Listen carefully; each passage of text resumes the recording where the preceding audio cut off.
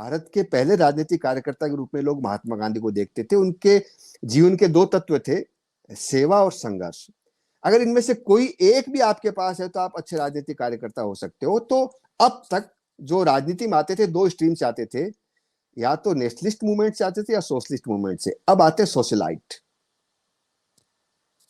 Club से आते हैं, हाई फाई आते हैं, एलीट सोशल क्लब। मीडिया से आते हैं, एलिट आते हैं। उनकी भरमार होती जा रही है।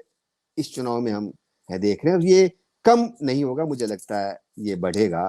हमारी संसद में काश बीपीएल होते, काश गरीब भी होते, किसान भी होते, क्योंकि 475 करोड़पति हमने चुन के भेजे हैं और मोटे मोटे तौर पे माना जाता है कि 25-26% उसमें अपने आप को किसान कहते हैं। लेकिन हमने देखा कि जब भी किसान का मुद्दा आया वो नहीं बोले हैं। तो रामदत्त जी, किसान तो कह रहा है कि खेती पसंद नहीं है मुझे, घाटे का सौदा है।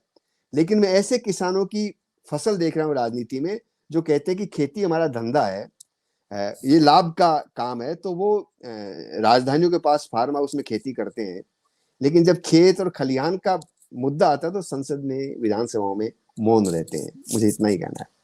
शायद ये फार्म हाउस उनकी काली कमाई को सफेद करने का एक जरिया है। खैर, आपने बहुत ही महत्वपूर्ण पहलू पे ध्यान आकर्षित किया है कि किस तरह के लोग अब राजनीति में आ रहे हैं।